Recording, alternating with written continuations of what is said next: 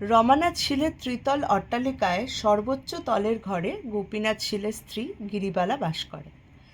শয়নকক্ষের দক্ষিণ দ্বারের সম্মুখে ফুলের টবে গুটিকতক বেলফুল এবং গোলাপ ফুলের গাছ। ছাদটি উচ্চ প্রাচীর দিয়া ঘেরা। বহির্দৃশ্য দেখিবার জন্য প্রাচীরের মাঝে মাঝে একটি করিয়া ইট ফাঁক দেওয়া আছে। শোবার ঘরে নানা বেশ এবং বিবেশ বিশিষ্ট বিলাতি নারী মূর্তির বাঁধানো এনগ্রেভিং টাঙানো রয়েছে, কিন্তু প্রবেশদ্বারের সম্মুখবর্তী বৃহৎ আয়নার উপরে ষোড়শী গৃহস্বামিনীর যে প্রতিবিম্বটি পড়ে তাহা দেওয়ালের কোনো ছবি অপেক্ষা সৌন্দর্যে কম নহে। গিরিবালার সৌন্দর্য অকস্মাৎ আলোক রশ্মির ন্যায়, বিস্ময়ের ন্যায়, নিদ্রাভঙ্গের চেতনার ন্যায় একেবারে চকিতে আসিয়া আঘাত করে এবং এক আঘাতে অভিভূত করিয়া দিতে পারে। তাহাকে দেখিলে মনে হয় ইহাকে দেখিবার জন্য প্রস্তুত ছিলাম না। চারিদিকে এবং চিরকাল যেরূপ দেখিয়া আসিতেছি এ একেবারে হঠাৎ তাহা হইতে অনেক স্বতন্ত্র। গিরিবালাও আপন লাবণ্যোচ্ছ্বাসে আপনি আদ্যপান্ত তরঙ্গিত হইয়া উঠিয়াছে। মদের ফেনা যেমন পাত্র ছাপিয়া পড়িয়া যায়, নবযৌবন এবং নবীন সৌন্দর্য তাহার সর্বাঙ্গে তেমনি ছাপিয়া পড়িয়া যাইতেছে। তাহার বসনে ভূষণে গমনে, তাহার বাহুর বিক্ষেপে, তাহার গ্রীবার ভঙ্গিতে, তাহার চঞ্চল চরণের উদ্দাম ছন্দে, নূপুর নিক্কণে, কঙ্কণের কিঙ্কিণীতে, তরল হাস্যে, ক্ষিপ্র ভাষায়, উজ্জ্বল কটাক্ষে একেবারে উচ্ছৃঙ্খলভাবে উদ্বেলিত হইয়া উঠিতেছে। আপন সর্বাঙ্গের এই উচ্ছ্বলিত মদির রসে গিরিবালার একটা নেশা লাগিয়াছে। প্রায় দেখা যাইত একখানি কোমল রঙিন বস্ত্রে আপনার পরিপূর্ণ দেহখানি জড়াইয়া সে ছাতের উপরে অকারণে চঞ্চল হইয়া বেড়াইতেছে, যেন মনের ভিতরকার কোন এক অশ্রুত অব্যক্ত সঙ্গীতের তালে তালে তাহার অঙ্গ প্রত্যঙ্গ নৃত্য করিয়া চাহিতেছে। আপনার অঙ্গকে নানা ভঙ্গিতে উৎক্ষিপ্ত বিক্ষিপ্ত প্রক্ষিপ্ত করিয়া তাহার যেন বিশেষ কি এক আনন্দ আছে। সে যেন আপন সৌন্দর্যের নানা দিকে নানা ঢেউ তুলিয়া দিয়া সর্বাঙ্গের উত্তপ্ত রক্তস্রোতে অপূর্ব পুলক সহকারে বিচিত্র আঘাত প্রতিঘাত অনুভব করিতে থাকে। সে হঠাৎ গাছ হইতে পাতা ছিঁড়িয়া দক্ষিণ বাহু আকাশে তুলিয়া সেটা বাতাসে উড়াইয়া দেয়। অমনি তাহার বালা বাজিয়া ওঠে, তাহার অঞ্চল বিস্রস্ত হইয়া পড়ে, তাহার সুললিত বাহুর ভঙ্গিটি পিঞ্জর মুক্ত অদৃশ্য পাখির মতো অনন্ত আকাশে মেঘরাজ্যের অভিমুখে উড়িয়া চলিয়া যায়। হঠাৎ সে টব হইতে একটা মাটির ঢেলা তুলিয়া অকারণে ছুঁড়িয়া ফেলিয়া দেয়। চরণাঙ্গুলির উপর ভর দিয়া উচ্চ হইয়া দাঁড়াইয়া প্রাচীরের ছিদ্র দিয়া বৃহৎ বহির্জগৎটা একবার চট করিয়া দেখিয়া লয়, আবার ঘুরিয়া আঁচল ঘুরাইয়া চলিয়া আসে। আঁচলের চাবির গোচ্ছা ঝিনঝিন করিয়া বাজিয়া ওঠে। হয়তো আয়নার সম্মুখে গিয়া খোঁপা খুলিয়া ফেলিয়া অসময় চুল বাঁধিতে বসে। চুল বাঁধিবার দড়ি দিয়া কেশমূল বেষ্টন করিয়া সেই দড়ি কুন্দদন্ত পংক্তিতে দংশন করিয়া ধরে। দুই বাহু ঊর্ধ্বে তুলিয়া মস্তকের পশ্চাতে বেণীগুলিকে দৃঢ় আকর্ষণে কুণ্ডলায়িত করে। চুল বাঁধা শেষ করিয়া হাতের সমস্ত কাজ ফুরাইয়া যায়। তখন সে আলস্য ভরে কোমল বিছানার উপরে আপনাকে পত্রান্তরলোচ্ছিত একটি জ্যোৎস্না লেখার মতন বিস্তীর্ণ করিয়া দেয়। তাহার সন্তানাদি নাই, ধনী গৃহে তাহার কোনো কাজকর্ম নাই। সে কেবল নির্জনে প্রতিদিন আপনার মধ্যে আপনি সঞ্চিত হইয়া শেষকালে আপনাকে আর ধারণ করিয়া রাখিতে পারিতেছে না। স্বামী আছে, কিন্তু স্বামী তাহার আয়ত্তের মধ্যে নেই। গিরিবালা বাল্যকাল হইতে যৌবনে এমন পূর্ণ বিকশিত হইয়া উঠিয়াও কেমন করিয়া তাহার স্বামীর চক্ষু এড়াইয়া গেছে। বরঞ্চ বাল্যকালে সে তাহার স্বামীর আদর পাইয়াছিল। স্বামী তখন স্কুল পলাইয়া তাহার সুপ্ত অভিভাবক দিগকে বঞ্চনা করিয়া নির্জন মধ্যাহ্নে তাহার বালিকা স্ত্রীর সহিত প্রণয়ালাপ করিতে আসিত। এক বাড়িতে থাকিয়াও শৌখিন চিঠির কাগজে স্ত্রীর সহিত চিঠিপত্র লেখালেখি করিত। স্কুলের বিশেষ বন্ধুদিগকে সেই সমস্ত চিঠি দেখাইয়া গর্ব অনুভব করিত। তুচ্ছ এবং কল্পিত কারণে স্ত্রীর সহিত মান অভিমানেরও অসদ্ভাব ছিল না। এমন সময় বাপের মৃত্যুতে গোপীনাথ স্বয়ং বাড়ির কর্তা হইয়া উঠিল। কাঁচা কাঠের তক্তায় শীঘ্র পোকা ধরে, আর কাঁচা বয়সে গোপীনাথ যখন স্বাধীন হইয়া উঠিল তখন অনেকগুলি জীবজন্তু তাহার স্কন্ধে বাসা করিল। তখন ক্রমে অন্তঃপুরে তাহার গতিবিধি হ্রাস হইয়া অন্যত্র প্রসারিত হইতে লাগিল। দলপতিত্বের একটা উত্তেজনা আছে। মানুষের কাছে মানুষের নেশাটা অত্যন্ত বেশি। অসংখ্য মনুষ্য জীবন এবং সুবিস্তীর্ণ ইতিহাসের উপর আপন প্রভাব বিস্তার করিবার প্রতি নেপোলিয়নের যে একটা প্রবল আকর্ষণ ছিল, একটি ছোট বৈঠকখানার ছোট কর্তাটিরও নিজের ক্ষুদ্র দলের নেশা অল্পতর পরিমাণে সেই একই জাতীয়। সামান্য ইয়ার্কি বন্ধনে আপনার চারিদিকে একটা লক্ষ্মী ছাড়া ইয়ারমণ্ডলী সৃজন করিয়া তুলিলে তাহাদের উপর আধিপত্য এবং তাহাদের নিকট হইতে বাহবা লাভ করা একটা প্রচণ্ড উত্তেজনার কারণ হইয়া দাঁড়ায়। সেজন্য অনেক লোক বিষয়, নাশ, ঋণ, কলঙ্ক সমস্তই স্বীকার করিতে প্রস্তুত হয়। গোপীনাথ তাহার ইয়ার সম্প্রদায়ের অধ্যক্ষ হইয়া ভারী মাতিয়া উঠিল। সে প্রতিদিন ইয়ার্কির নবনব কীর্তি, নবনব গৌরব লাভ করিতে লাগিল। তাহার দলের লোক বলিতে লাগিল, শ্যালকবর্গের মধ্যে ইয়ার্কিতে অদ্বিতীয় খ্যাতি লাভ করিল গোপীনাথ। সেই গর্বে, সেই উত্তেজনায় অন্যান্য সমস্ত সুখ দুঃখ কর্তব্যের প্রতি অন্ধ হইয়া হতভাগ্য ব্যক্তিটি রাত্রিদিন আবর্তের মতো পাক খাইয়া খাইয়া বেড়াইতে লাগিল। এদিকে জগজ্জয়ী রূপ লইয়া আপন অন্তঃপুরে প্রজাহীন রাজ্যে শয়ন গৃহে শূন্য সিংহাসনে গিরিবালা অধিষ্ঠান করিতে লাগিল। সে নিজে জানিত বিধাতা তাহার হস্তে রাজদণ্ড দিয়াছেন।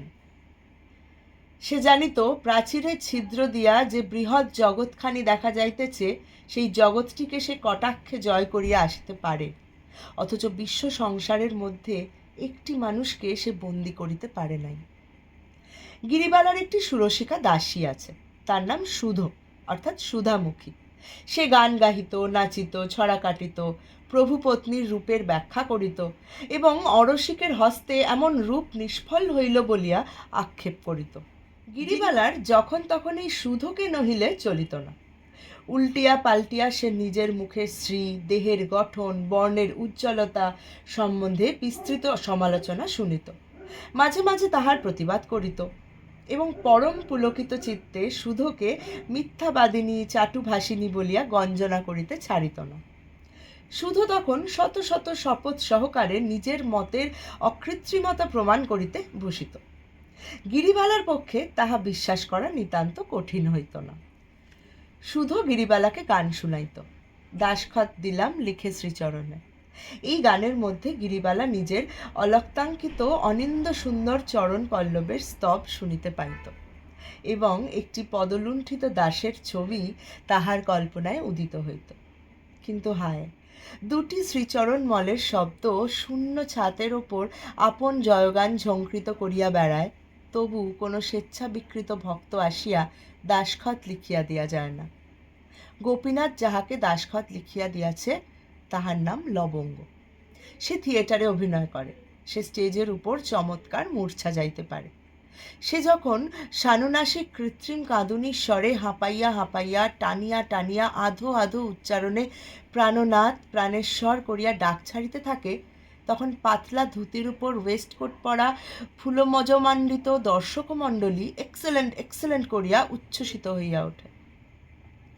এই অভিনেত্রী লবঙ্গের অত্যাশ্চর্য ক্ষমতার বর্ণনা গিরিবালা ইতিপূর্বে অনেকবার তাহার স্বামীর মুখে শুনিয়াছে। তখনও তাহার স্বামী সম্পূর্ণরূপে পলাতক হয় নাই। তখন সে তাহার স্বামীর মোহাবস্থা না জানিয়াও মনে মনে অসূয়া অনুভব করিত। আর কোনো নারীর এমন কোনো মনোরঞ্জনী বিদ্যা আছে যাহা তাহার নাই, ইহা সে সহ্য করিতে পারিত না। শাশু ও কৌতূহলে সে অনেকবার থিয়েটার দেখিতে যাইবার ইচ্ছা প্রকাশ করিত, কিন্তু কিছুতেই স্বামীর মত করিতে পারিত না। অবশেষে সে একদিন টাকা দিয়া সুধোকে থিয়েটার দেখিতে পাঠাইয়া দিল। শুধু আসিয়া নাসা ভ্রু কুঞ্চিত করিয়া রাম নাম উচ্চারণপূর্বক অভিনেত্রীদিগের ললাট দেশে সম্মার্জনীয় ব্যবস্থা করিল এবং তাহাদের কদর্য মূর্তি ও কৃত্রিম ভঙ্গিতে যে সমস্ত পুরুষের অভিরুচি জন্মে তাহাদের সম্বন্ধেও সেই একই রূপ বিধান স্থির করিল। শুনিয়া গিরিবালা বিশেষ আশ্বস্ত হইল। কিন্তু স্বামী যখন তাহার বন্ধন ছিন্ন করিয়া গেল তখন তাহার মনে সংশয় উপস্থিত হইল। সুধোর কথায় অবিশ্বাস প্রকাশ করিলে সুধো গিরির গা ছুঁইয়া বারংবার কহিল, বস্ত্র খণ্ডাবৃত দগ্ধ কাষ্ঠের ন্যায় তারা নীরস এবং তাদের কুৎসিত চেহারা। গিরি তাহার আকর্ষণীয় শক্তির কোনো কারণ নির্ণয় করিতে পারিল না এবং নিজের অভিমানে সাংঘাতিক আঘাতপ্রাপ্ত হইয়া জ্বলিতে লাগিল। অবশেষে একদিন সন্ধ্যাবেলায় সুধোকে লইয়া গোপনে থিয়েটার দেখিতে গেল গিরি। নিষিদ্ধ কাজের উত্তেজনা বেশি। তাহার হৃৎপিণ্ডের মধ্যে যে এক মৃদু কম্পন উপস্থিত হইয়াছিল, সেই কম্পনা বেগে এই আলোকময় লোকময় বাদ্য সঙ্গীত মুখরিত দৃশ্যপট শোভিত রঙ্গভূমি তাহার চক্ষে দ্বিগুণ অপরূপতা ধারণ করিল। তাহার সেই প্রাচীর বেষ্টিত নির্জন নিরানন্দ অন্তঃপুর হইতে এ কোন এক সুসজ্জিত সুন্দর উৎসব লোকের প্রান্তে আসিয়া উপস্থিত হইল।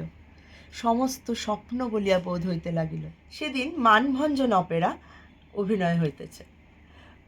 কখন ঘণ্টা বাজিল, বাদ্য থামিয়া গেল, চঞ্চল দর্শকগণ মুহূর্তে স্থির নিস্তব্ধ হইয়া বসিল। রঙ্গমঞ্চের সম্মুখবর্তী আলোকমালা উজ্জ্বলতর হইয়া উঠিল। পট উঠিয়া গেল। একদল সুসজ্জিত নটি ব্রজাঙ্গনা সাজিয়া সঙ্গীত সহযোগে নৃত্য করিতে লাগিল। দর্শকগণের করতালি এবং প্রশংসাবাদে নাট্যশালা থাকিয়া থাকিয়া ধ্বনিত কম্পিত হইয়া উঠিল। তখন গিরিবালার তরুণ দেহের রক্তলহরী উন্মাদনায় আলোড়িত হইতে লাগিল। সেই সঙ্গীতের টানে, আলোক ও আভরণের ছটায় এবং সম্মিলিত প্রশংসাধ্বনিতে সে ক্ষণকালের জন্য সমাজ সংসার সমস্ত বিস্মৃত হইয়া গেল। মনে করিল এমন এক জায়গায় সে আসিয়াছে যেখানে বন্ধনমুক্ত সৌন্দর্যপূর্ণ স্বাধীনতার কোনো বাধা মাত্র নেই। শুধু মাঝে মাঝে আসিয়া ভীত স্বরে কানে কানে বলে, বউ ঠাকরুন, এই বেলা বাড়ি ফিরিয়া চলো, দাদাবাবু জানিতে পারিলে রক্ষা থাকিবে না। গিরিবালা সে কথায় কর্ণপাত করে না। তাহার মনে এখন আর কিছুমাত্র ভয় নাই।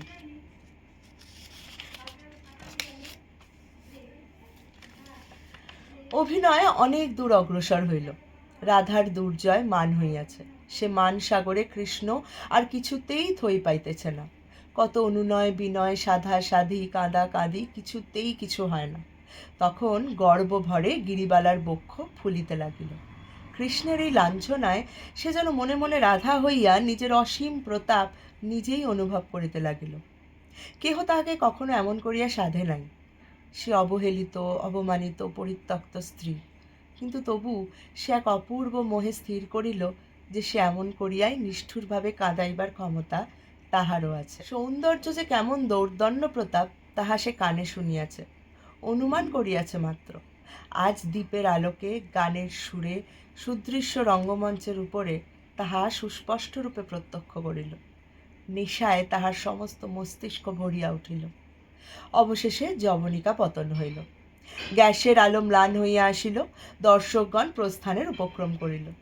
গিরিবালা মন্ত্রমুগ্ধের মতো বসিয়া রহিল। এখান হইতে উঠিয়া যে বাড়ি যাইবে এ কথা তাহার মনেই ছিল না।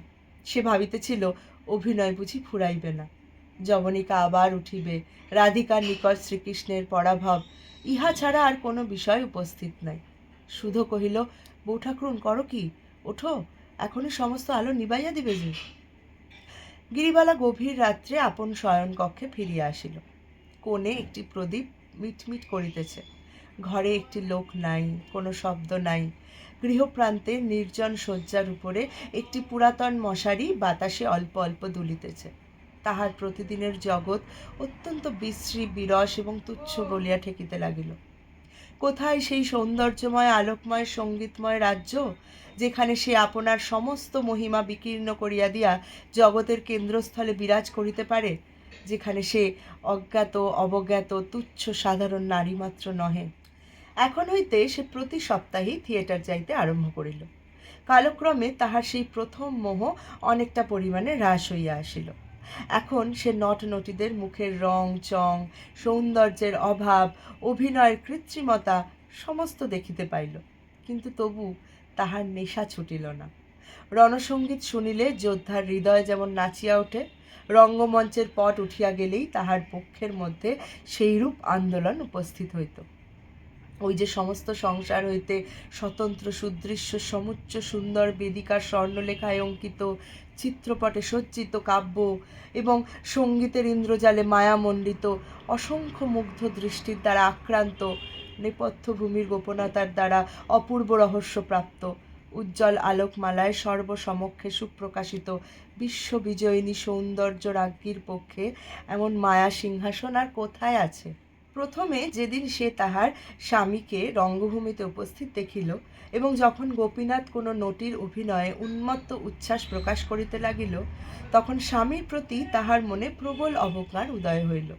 সে জর্জরিত চিত্তে মনে করিল, যদি কখনো এমন দিন আসে যে তাহার স্বামী তাহার রূপে আকৃষ্ট হইয়া দগ্ধপক্ষ পতঙ্গের মতো তাহার পদতলে আসিয়া পড়ে এবং সে আপন চরণ নখরের প্রান্ত হইতে উপেক্ষা বিকীর্ণ করিয়া দিয়া অভিমান ভরে চলিয়া যাইতে পারে, তবেই তাহার এই ব্যর্থ রূপ, ব্যর্থ যৌবন সার্থকতা লাভ করিবে। কিন্তু সে শুভদিন আসিল কই? আজকাল গোপীনাথের দর্শন পাওয়াই দুর্লভ হইয়াছে। সে আপন প্রমত্ততার ঝড়ের মুখে ধূলিধ্বজের মতো একটা দল পাকাইয়া ঘুরিতে ঘুরিতে কোথায় চলিয়া গিয়াছে তাহার আর ঠিকানা নাই। একদিন চৈত্র মাসের বাসন্তী পূর্ণিমায় গিরিবালা বাসন্তী রঙের কাপড় পরিয়া দক্ষিণ বাতাসে অঞ্চল উড়াইয়া ছাদের উপর বসিয়াছিল। যদিও ঘরে স্বামী আসে না, তবু গিরি উল্টিয়া পাল্টিয়া প্রতিদিন বদল করিয়া নূতন নূতন গহনায় আপনাকে সুসজ্জিত করিয়া তুলিত। হীরামুকুতার আভরণ তাহার অঙ্গে প্রত্যঙ্গে এক উন্মাদনা সঞ্চার করিত। ঝলমল করিয়া রুনুঝুনু বাজিয়া তাহার চারিদিকে একটি হিল্লোল তুলিতে থাকিত। আজ সে হাতে বাজুবন্ধ এবং গলায় একটি চুনি ও মুক্তার কণ্ঠি পরিয়াছে এবং বাম হস্তের কনিষ্ঠ অঙ্গুলিতে একটি নীলার আংটি দিয়াছে। শুধু পায়ের কাছে বসিয়া মাঝে মাঝে তাহার নিটোল কোমল রক্ত পদপল্লবে হাত বুলাইতেছিল এবং অকৃত্রিম উচ্ছ্বাসের সহিত বলিতেছিল, আহা বউ ঠাকুরুন, আমি যদি পুরুষ মানুষ হইতাম, তাহা হইলে এই পা দুখানি বুকে লইয়া মরিতাম।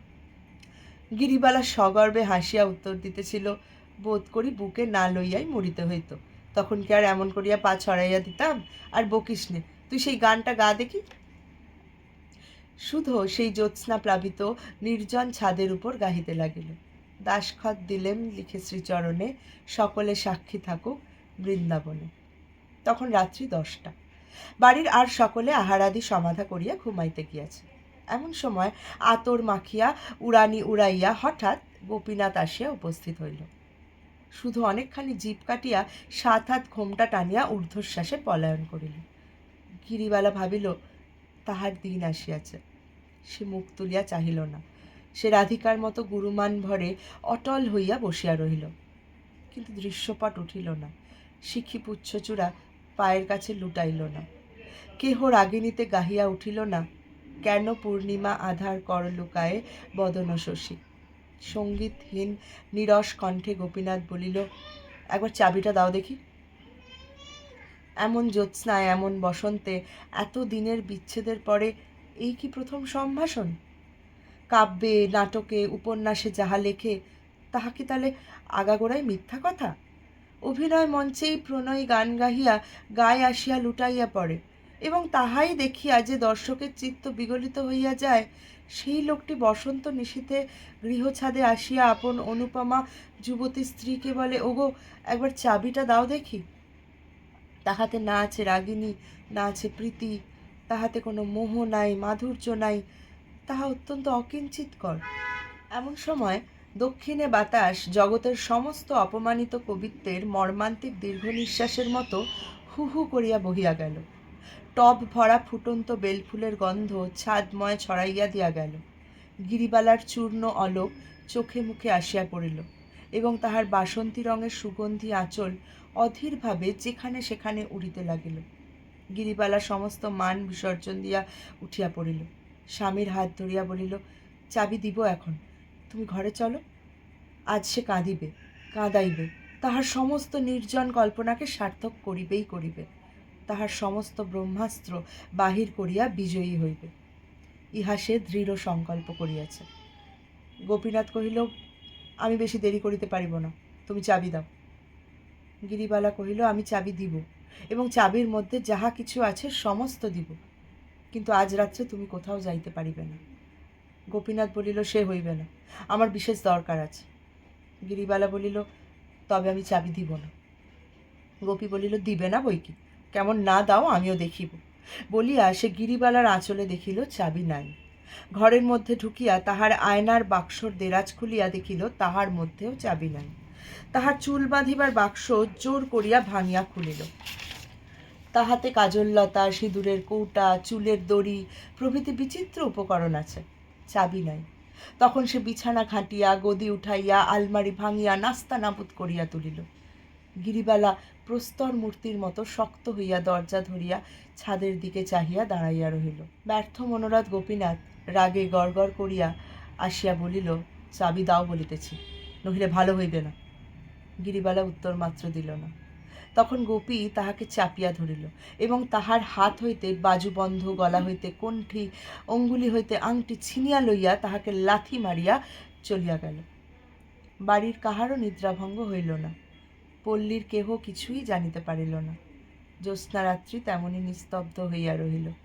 সর্বত্র যেন অখণ্ড শান্তি বিরাজ করিতেছে, কিন্তু অন্তরের চিৎকার ধ্বনি যদি বাহিরে শোনা যাইত, তবে সেই চৈত্র মাসের সুখসুপ্ত জ্যোৎস্না নিশীথিনী অকস্মাৎ তীব্রতম আর্তস্বরে দীর্ণ বিদীর্ণ হইয়া যাইত।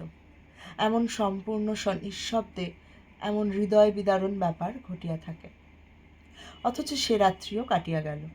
এমন পরাভব, এত অপমান গিরিবালা সুধোর কাছেও বলিতে পারিল না। মনে করিল, আত্মহত্যা করিয়া এই অতুল রূপযৌবন নিজের হাতে খণ্ড খণ্ড করিয়া ভাঙিয়া ফেলিয়া সে আপন অনাদরের প্রতিশোধ লইবে। কিন্তু তখনই মনে পড়িল, তাহাতে কারোর কিছু আসিবে যাইবে না। পৃথিবীতে যে কতখানি ক্ষতি হইবে তাহা কেহ অনুভবও করিবে না। জীবনেও কোনো সুখ নাই, মৃত্যুতেও কোনো সান্ত্বনা নাই। গিরিবালা বলিল, আমি বাপের বাড়ি চলিলাম। তাহার বাপের বাড়ি কলিকাতা হইতে দূরে। সকলেই নিষেধ করিল, কিন্তু বাড়ির কর্ত্রী নিষেধও শুনিল না, কাহাকে সঙ্গেও লইল না। এদিকে গোপীনাথও সদল বলে নৌকা বিহারের কতদিনের জন্য কোথায় চলিয়া গিয়াছে কেহ জানে না। গান্ধর্ব থিয়েটারে গোপীনাথ প্রায় প্রত্যেক অভিনয়ে উপস্থিত থাকিত। সেখানে মনোরমা নাটকের লবঙ্গ মনোরমা সাজিত এবং গোপীনাথ সদলে সম্মুখের সারে বসিয়া তাহাকে উচ্চস্বরে বাহবা দিত এবং স্টেজের উপরে তোড়া ছুঁড়িয়া ফেলিত। মাঝে মাঝে এক একদিন গোলমাল করিয়া দর্শকদের অত্যন্ত বিরক্তিভাজনও হইত। তথাপি রঙ্গভূমির অধ্যক্ষগণ তাহাকে কখনো নিষেধ করিতে সাহস করে নাই। অবশেষে একদিন গোপীনাথ কিঞ্চিৎ মত্তাবস্থায় গ্রিন রুমের মধ্যে প্রবেশ করিয়া ভারী গোল বাঁধাইয়া দিল। কি এক সামান্য কাল্পনিক কারণে সে আপনাকে অপমানিত জ্ঞান করিয়া কোনো এক নটিকে গুরুতর প্রহার করিল। তাহার চিৎকার এবং গোপীনাথের গালিবর্ষণে সমস্ত নাট্যশালা চকিত হইয়া উঠিল। সেই দিন অধ্যক্ষগণ আর সহ্য করিতে না পারিয়া গোপীনাথকে পুলিশের সাহায্যে বাহির করিয়া দিল। গোপীনাথ এই অপমানের প্রতিশোধ লইতে কৃতনিশ্চয় হইল। থিয়েটারওয়ালারা পূজার 1 মাস পূর্ব হইতে নূতন নাটক মনোরমার অভিনয় খুব আড়ম্বর সহকারে ঘোষণা করিয়াছে। বিজ্ঞাপনের দ্বারা কলিকাতা শহরটাকে কাগজে মুড়িয়া ফেলিয়াছে, রাজধানীকে যেন সেই বিখ্যাত গ্রন্থকারের নামাঙ্কিত নামাবলী পড়াইয়া দিয়াছে। এমন সময় গোপীনাথ তাহাদের প্রধান অভিনেত্রী লবঙ্গকে লইয়া বোটে চড়িয়া কোথায় অন্তর্ধান হইল তাহারা সন্ধান পাওয়া গেল না। থিয়েটারওয়ালারা হঠাৎ অকুল পাথারে পড়িয়া গেল। কিছুদিন লবঙ্গের জন্য অপেক্ষা করিয়া অবশেষে এক নূতন অভিনেত্রীকে মনোরমার অংশ অভ্যাস করাইয়া লহিল। তাহাতে তাহাদের অভিনয়ের সময় পিছাইয়া গেল, কিন্তু বিশেষ ক্ষতি হইল না। অভিনয়স্থলে দর্শক আর ধরে না, শত শত লোক দ্বার হইতে ফিরিয়া যায়। কাগজেও প্রশংসার সীমা নাই। সেই প্রশংসা দূর দেশে গোপীনাথের কানে গেল। সে আর থাকিতে পারিল না। বিদ্বেষে এবং কৌতূহলে পূর্ণ হইয়া সে অভিনয় দেখিতে আসিল। প্রথম পট উৎক্ষেপে অভিনয়ের আরম্ভভাগে মনোরমা দিনহীন বেশে দাসীর মতো তাহার শ্বশুরবাড়িতে থাকে। প্রচ্ছন্ন বিনম্র সংকুচিতভাবে সে আপনার কাজকর্ম করে। তাহার মুখে কথা নাই এবং তাহার মুখ ভালো করিয়া দেখাও যায় না।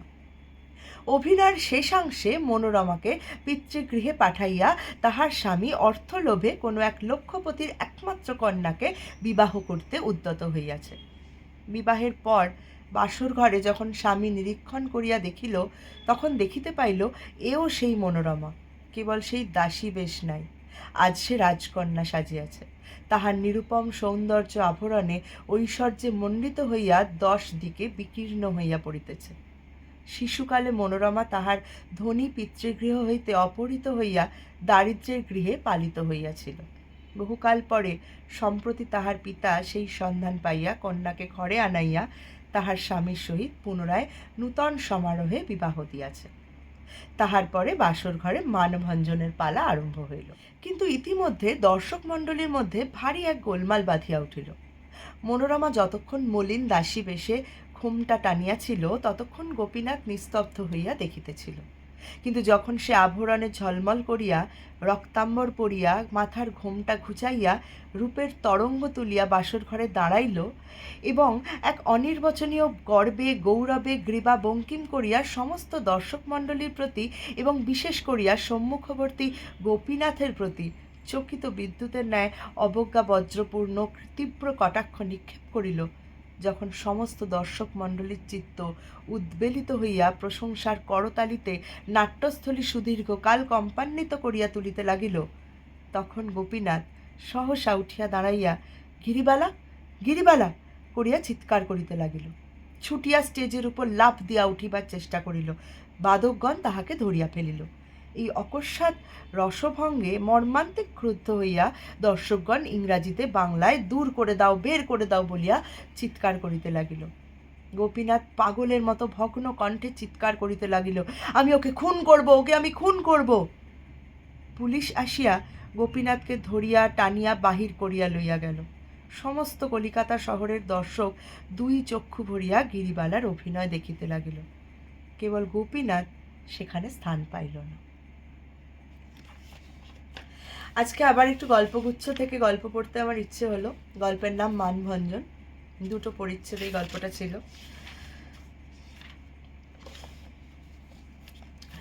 আজকের গল্প বলা হলো, কেমন লাগলো আমাকে জানাবেন। গল্পগুচ্ছের সমস্ত গল্পই আমার খুব প্রিয়, কারণ গল্পগুচ্ছে প্রত্যেকটা গল্পে যে যে ধরনের লেখনী বা যে ধরনের চিন্তন রবীন্দ্রনাথ ঠাকুরের প্রকাশ পেয়েছে, যেটা ভীষণ কালজয়ী, মানে যুগোপযোগ্য আর কি। যে কোনো এত বছর আগেকার লেখা কিন্তু প্রেম, ভালোবাসা, পারস্পরিক সম্মান, সম্পর্কের বিশ্বাস, এই সমস্ত জায়গাগুলো যেমন প্রত্যেকটা যুগে একই রকমভাবে প্রাধান্য পাওয়া উচিত আমাদের জীবনে, আমাদের সমাজে, পৃথিবীতে, রবীন্দ্রনাথের গল্পে প্রত্যেকটা গল্পে এই সমস্ত বিষয়গুলো একই রকমভাবে প্রাধান্য পেয়েছে। যেটা যেই সময় উনি লিখেছেন সেই সময়েও যেমনভাবে এগুলো প্রাধান্য পেয়েছিল এবং ইম্পর্টেন্ট ছিল, এখনও সেইগুলো সমানভাবে প্রাধান্য পায় এবং ইম্পর্টেন্ট। তাই রবীন্দ্রনাথের লেখার গল্পের ধরন কখনোই পুরনো হয় না।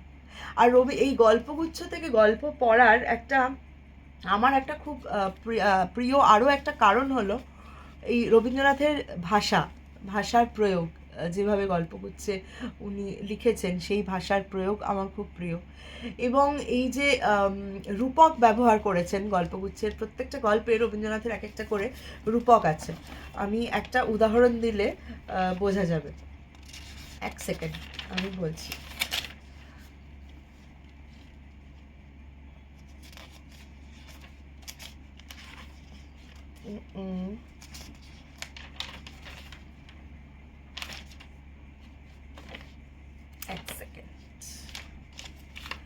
একটা খুব সুন্দর দেখলাম আমি।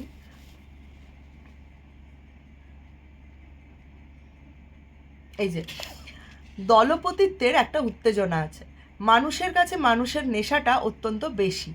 অসংখ্য মনুষ্য জীবন এবং সুবিস্তীর্ণ ইতিহাসের উপর আপন প্রভাব বিস্তার করিবার প্রতি নেপোলিয়নের যে একটা প্রবল আকর্ষণ ছিল, একটি ছোট বৈঠকখানার ছোট কর্তাটিরও নিজের ক্ষুদ্র দলের নেশা অল্পতর পরিমাণে সেই এক জাতীয়। সামান্য ইয়ার্কি বন্ধনে আপনার চারিদিকে একটা লক্ষ্মী ছাড়া ইয়ারমণ্ডলী সৃজন করিয়া তুলিলে তাহাদের উপর আধিপত্য এবং তাহাদের নিকট হইতে বাহবা লাভ করা একটা প্রচণ্ড উত্তেজনার কারণ হইয়া দাঁড়ায়। আর সেই জন্যই অনেক লোক বিষয় নাশ, ঋণ, কলঙ্ক সমস্তই স্বীকার করিতে প্রস্তুত হয়। একটা খুব অদ্ভুত বর্ণনা উনি করেছেন, একটা সিচুয়েশনের বর্ণনা করেছেন, যেটা কিন্তু এখনও আমরা খালি চোখে দেখলে এটা আমাদের সত্যিই মনে হয় যে মানুষ যখন মানুষের কাছে এমন অনেক কিছু প্রাচুর্য থাকে যেগুলো মানুষ সেই সময় অনুভবই করতে পারে না সেইগুলোর মূল্য, তার বদলে খুব ছোট, ক্ষণস্থায়ী, মূল্যহীন কিছু চাটুকারিতা, এইগুলো মানুষের কাছে খুব ইম্পর্ট্যান্ট হয়ে ওঠে এবং এইগুলো মানুষ খুব উপভোগ করে আর কি।